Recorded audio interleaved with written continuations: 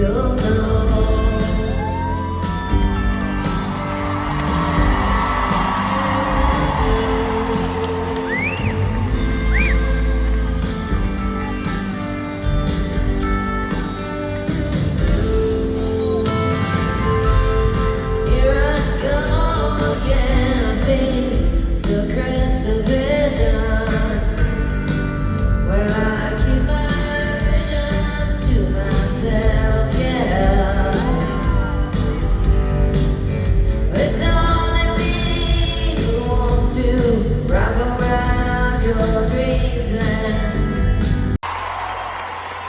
Thank you. Welcome, Albany. Well, we are very glad to be here. We're also very glad that you are here. We flew in from New York. We've been hubbing out of New York for 2 weeks, and it's like living in New York. So it's great to get out of New York and come here. So anyway, I'm so glad you're here. I'm glad we're here. Let's get this Albany party started.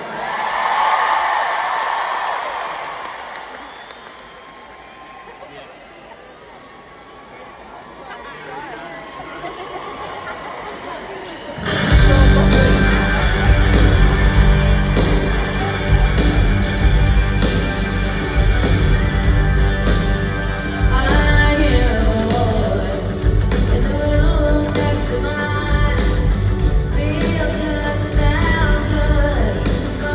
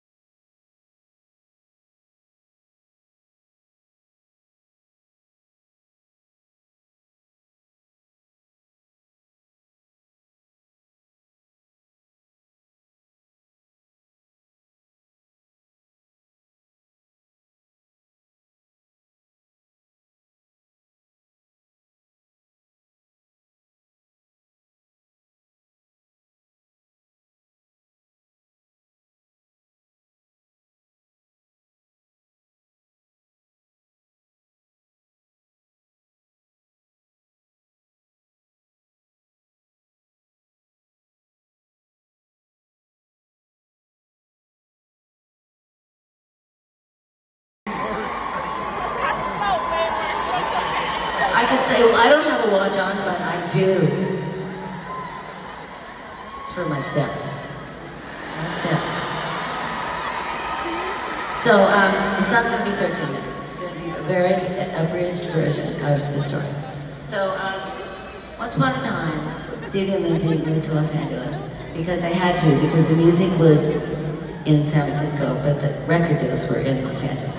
So, Stevie called her mother and said, Mom, I gotta move me and Lindsay to Los Angeles because the music deals aren't here and we have to go. She said, well, you only have 6 months left at San Jose State to graduate with some sort of a degree. And we told you, if you quit, even though we completely support your music, and you too, we support you, but we will be withdrawing all financial support. I know, it was like, I didn't say boo, because I knew they would still do a few things for me. Little did I know, they were not going to do anything. They pulled the support. It's fine. I said, fine. We have to go. Feel it in my gut, we have to leave now because now's the time we have to jump.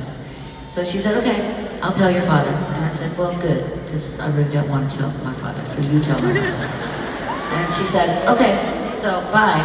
So anyway, packed up the Toyota with no reverse, packed up Lindsay's Skylark. That's in Rihanna. The Skylark, yes it is.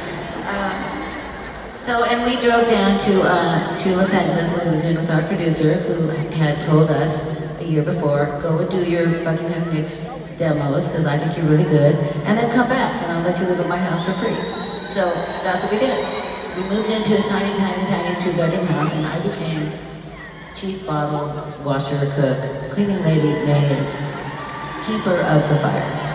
And it was fine because I felt we owed him for him to have to live with Lindsay and I for a year and a half. I owed him that. So I did it. Anyway, so it's hard to cut down stories because you forget right where you are. So anyway, we're living with Keith. We decide we're gonna release a record. We do it and they're gonna release it. So they release it. It really doesn't do anything. And while it was there, he'll tell you, right? We were horrified because we thought we'd made the best record ever made in the history of mankind, and they just dropped it. Polydor, thank you so much. So we were like totally the optimists. We said, okay, we'll make what we call a spec album, which means if you're friends with a producer that works at a studio and there's nobody in the studio, he'll let you go in and record for free. That's what we did. That's what we were doing. So we got a call from this producer that we loved very much, and he said, so guess what? I got a phone call from this interesting Englishman who was here day before yesterday when you and Lindsay were here. And they are in a band from England and they are looking for a guitar player. And I'm like, yes. And he said, so I told him to call you, but I did tell him there's a girl in his band and there's also a girl in Lindsay's band. That would be me. And so he said, so you'll have to work that out with Stevie. And Mick's like, okay. So he calls the next day and he says, I answered the phone. Oh, no. I have to show you this part. So Lindsay and I have dinner with us tomorrow at this fabulous Mexican food restaurant. And so that we could talk about this. And I'm like, absolutely, we would love to. And I'm thinking to myself, free meal, good dinner, good company. Can't go wrong. So I said, we'll be there at 8 o'clock. So we go, we get there. We are in front of this Mexican food restaurant where we have parked way far away because the Toyota has no reverse. So we can only go forward. That was the story of our life. We can only go forward. So we're leaning against the Mexican food restaurant.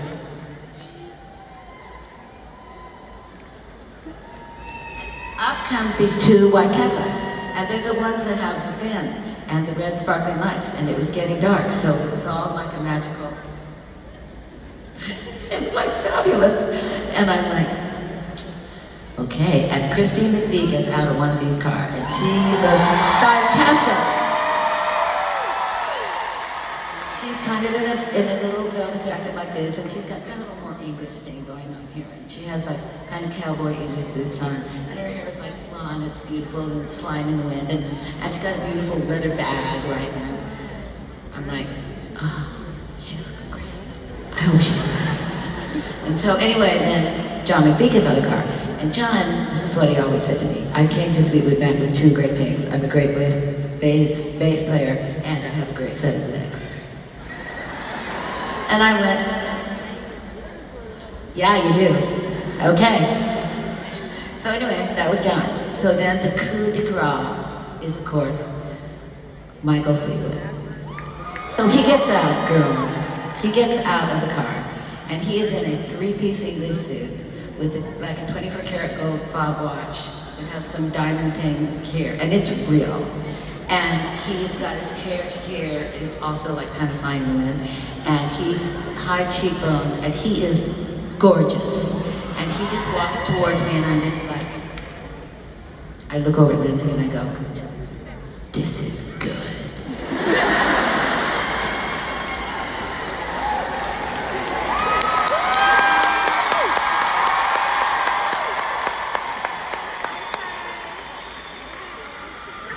So Christine has been told that if she doesn't like me, the deal's off.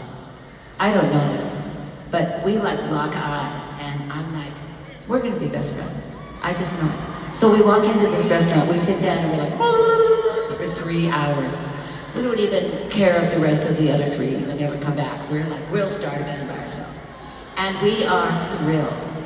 So they say, let's meet tomorrow, or the day after tomorrow, and we'll bring your songs, and we'll start like rehearsing some songs to make a record. And we're like, Nancy and I are just like, okay. So to make a long story short, it's not short, I know, but it's better than it was 3 days ago. Anyway, okay, so this is how it went. We make the record, we go on tour. At the end of the summer, Lindsay and I are $500,000. The maid, the cleaning lady, and the guy who can't get a job, Lindsay. We're rich.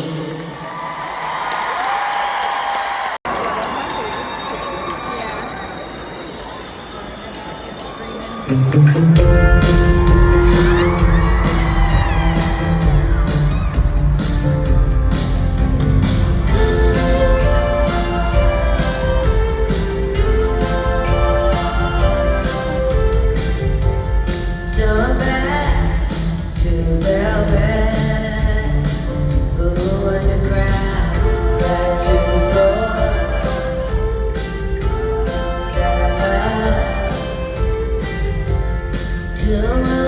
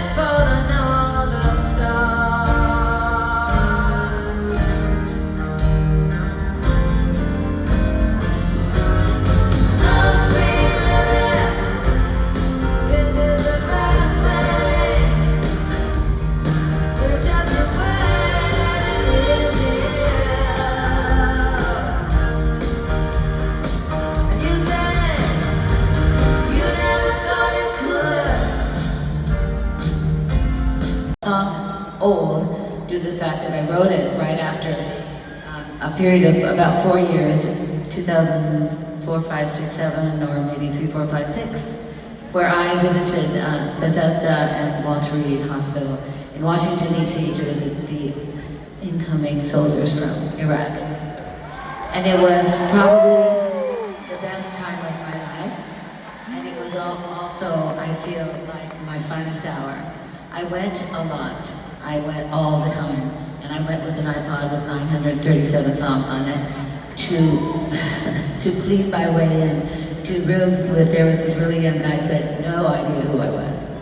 And so I thought, I have to have a way in, right? So I thought, I'll just take their music, because I was told, well, their music all got blown up. So, huge bummer. So I'll just take their new music. And so that's what I did, and that's how I worked my way in. I went more than anybody else in the whole government. I went more than the president, more than the representatives, more than the Congress people, more than all of them, and I got a medal for it. My finest hour. And I was so proud of it. And anyway, so I wrote this song.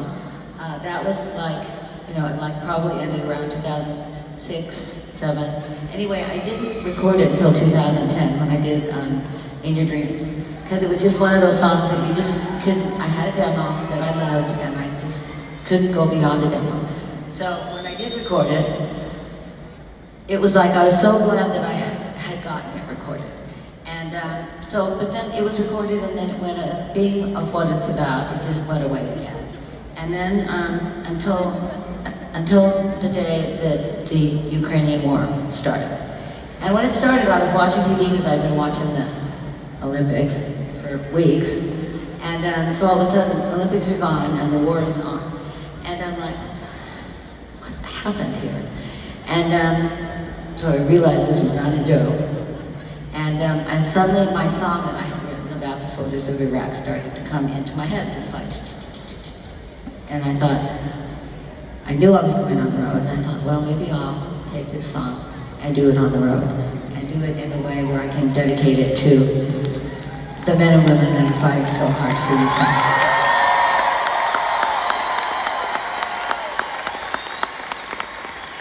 And I also just want to say that, my heart has been so with them since the very beginning that I have often thought to myself, if I was a guy and I was 30 and I was in good shape, I would go over there and I would join them, because I care that much about what happens to them that I would put myself in that kind of danger. And so I just want all of us to just don't forget about them. I mean, call people, whatever, and say, like, keep helping them. Don't just stop helping them, because you know what will happen if Russia comes in and walks across Ukraine. They'll walk right into Europe, period. And that will be it. So keep that in mind. This is Soldier's Angel.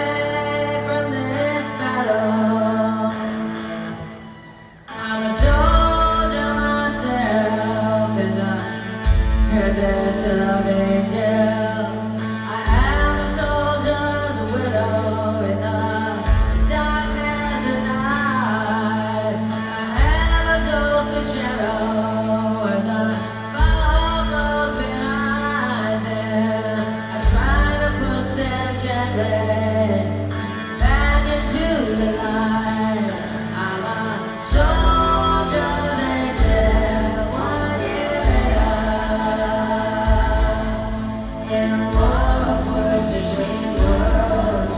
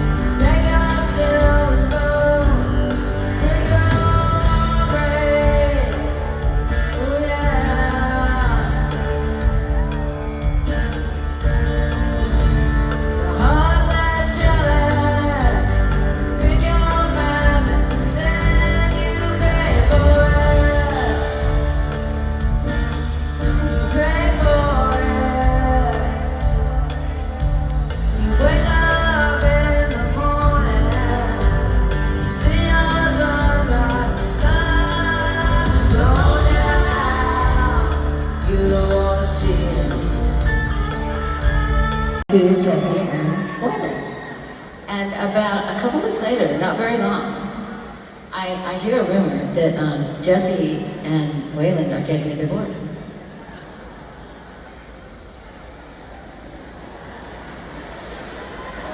I have put blood, sweat, and tears into the writing of this song for this married couple that was so fabulous, fairy tale thing, you know? And I'm like, how dare they get a divorce? And so, what did I do? I called them up and I said, send me back my song. You can't do it, because you no longer are the honorable couple that I thought you were. And so you can't sing this song because it won't make any sense. So I need to have the song back. And so he was very nice about it, I think. It's a long time ago. He was nice about it. So he said, yes, I will return your song to you. And I said, and I'm so sorry you guys are getting a divorce. Anyway, so I called up my friend that had helped me so much to be the sounding board for the song and said, guess what? We're on. They can't do the song, they're getting a divorce. And like you, him and me, well, we're not married, we're not anything, so we're just good friends. So I said, so we can do it. So we did, and it became a massive hit.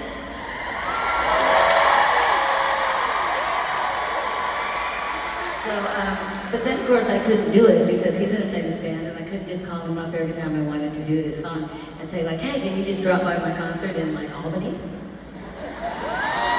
I know you're in Europe, Dawn, but it doesn't matter, can you come? And he's like, no. So anyway, I realized that I had somebody out here on the road with me that has an amazing voice and could easily sing this song. And I'm going like, for all this time, I could have been singing this song, and I just never thought of it. So, ladies and gentlemen, my vocal coach since 1995, who has kept my voice strong and me strong, is going to sing Leather and Lace with me for you tonight. His name is Steve. And Steve, will you please come to the stage?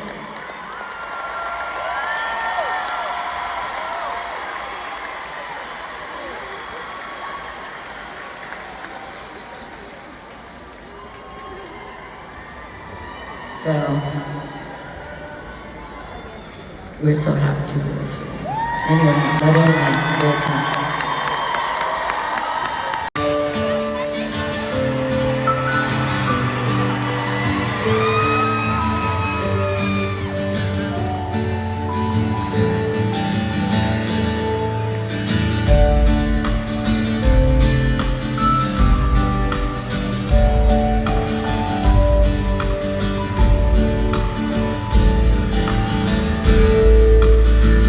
Is the land so fragile?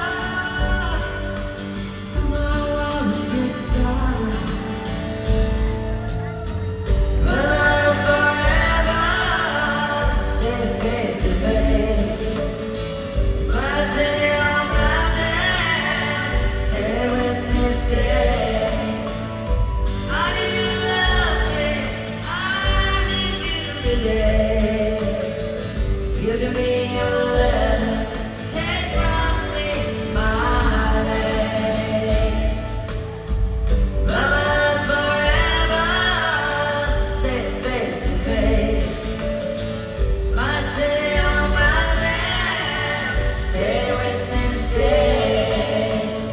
I need you love me, I need you today. Give to me your letter, take from me my name. Take from me my name. Take from me my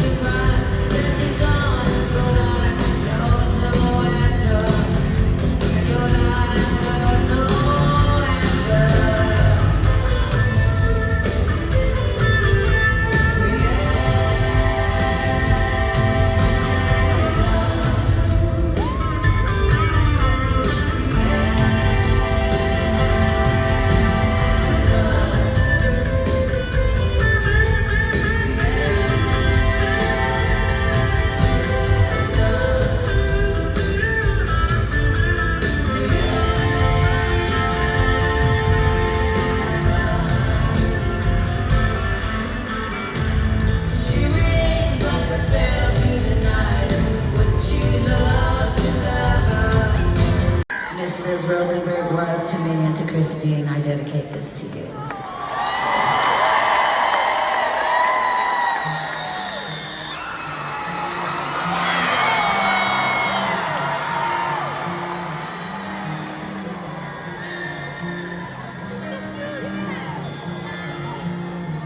Took my love and I took it down. Climbed a mountain and I turned around, and I saw my reflection in the snow-covered hills till the landslide brought me down. Oh, mirror in the sky, what is love? Can the child in my heart rise above? Can I sail through the changing ocean tides? Can I handle the seasons of my life? I don't know. Oh, well, I don't know. Well, I've been afraid of changing 'cause I built my life around you. But time makes you bolder.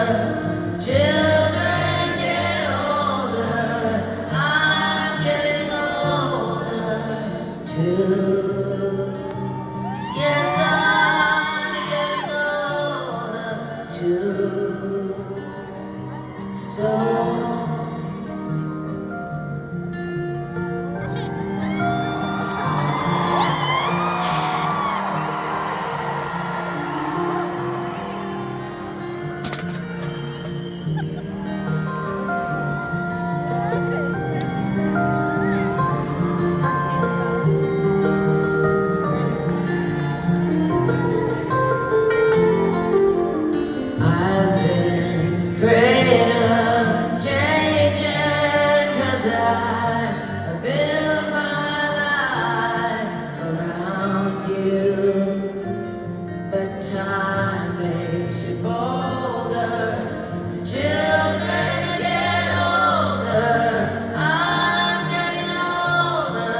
too. Oh yes, I'm getting older too. So take this love, take it down. Oh, you come out and then you turn around. If you see my reflection in the snow-covered hills, where the landslide will bring you down, down. And if you see my reflection in the snow,